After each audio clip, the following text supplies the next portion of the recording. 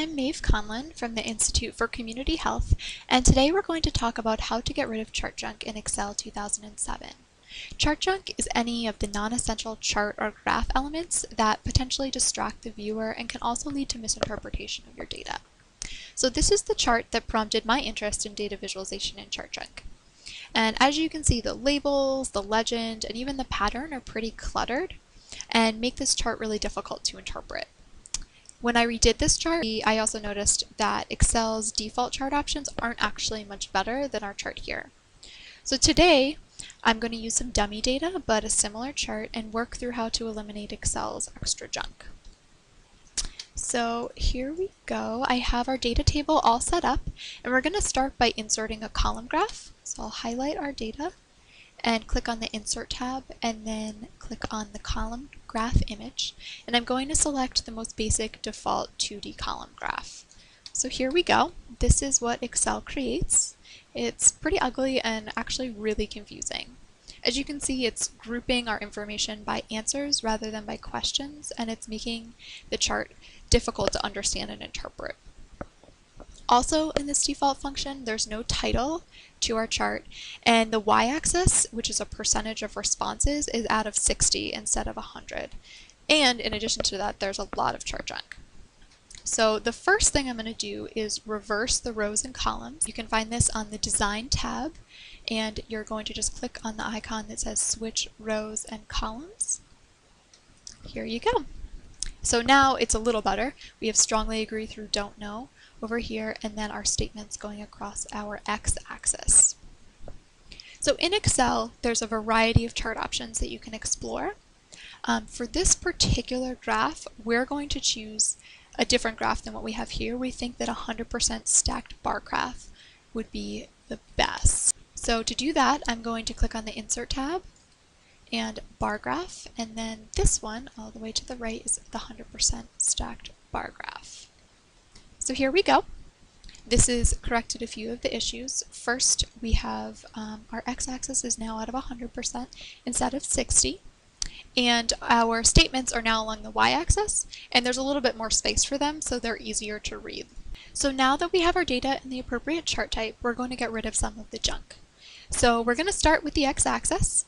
So I'm going to right-click and click on Format Axis, and there's a variety of options here. I'm interested in the axis options, which are already highlighted. I'm going to fix the maximum unit at 1.0 or 100%, and then the major unit I'm also going to fix at 0.25 or 25%. Then lastly, I'm going to get rid of these tick marks that you see here, and I'm going to select None and close. Next, for the grid lines, I'm going to click on Format Grid Lines, and I'm going to get rid of the color because I don't think I'll need that for this particular graph. And again, a lot of these will depend on your data, but for this particular stacked bar graph, I am going to choose to have no lines. Next, I'm going to move to our y-axis, and I'm going to do a similar thing that I did to the x, which is get rid of these tick marks. So Format Axis, Major Tick Mark Type, and I'm going to select None and close. The next thing I'm going to do to our graph is work on adding data labels. So this can be found on the Layout tab, and there's an icon called Data Labels. So we're going to click on this, and there are multiple options, as you can see. We're going to select Center. So here we go. They're all right in the sections for each of the statements. But as you can see, some are really difficult to read, like these over here in the segments that are a lot smaller. So I am going to choose to drag my data labels below each section so that they're easier to read. So it'll be more like this. So just in the interest of time, I have actually moved the data labels on this next segment. So here we go. Okay, so also the default graph does not have a title, and so we're going to add one now. In order to do that, you're going to click on the Layout tab and the icon that says Chart Title. And I'm going to choose Above Chart. In general, try to choose a chart title that is informative and descriptive.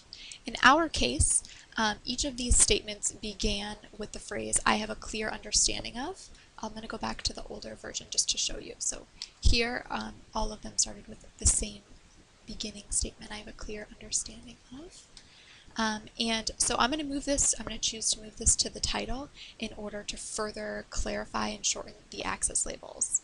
You also should include an N to the title and decrease the font size so that it doesn't overwhelm the chart. So I'm going to do that now.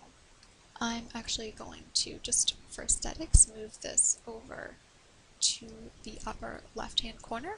And as I said, I'm going to change the font. So I'm going to make this smaller.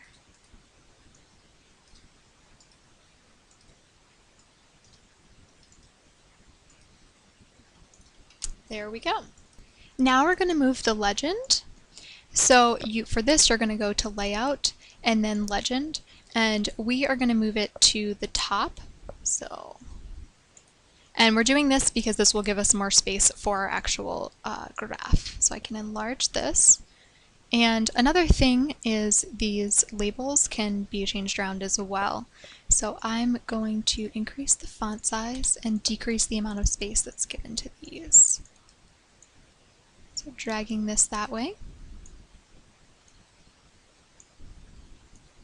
And back to the legend, you can resize this, resize the legend as you see fit. So in some cases it might be better to make it bigger or smaller depending on readability and the audience for your product. And because our access labels are so long, specifically on this third bar, Excel bumps the text to the next row because it's too long, but also because it's centering it. So another way to solve this is to use text boxes, which is a little bit more advanced. I've done this in advance since it takes a little bit more time, but I'll walk you through how to make this final product right now. So a way to solve this is to use these text boxes instead of your labels. So first you would delete these by here, vertical, and then no axis. There you go. And then to insert these text boxes, you would click on text box, and you would insert a text box for each of the statements and manipulate the size, the alignment. Here we've chosen to right justify all of the text boxes so that it just reads a little bit more easily.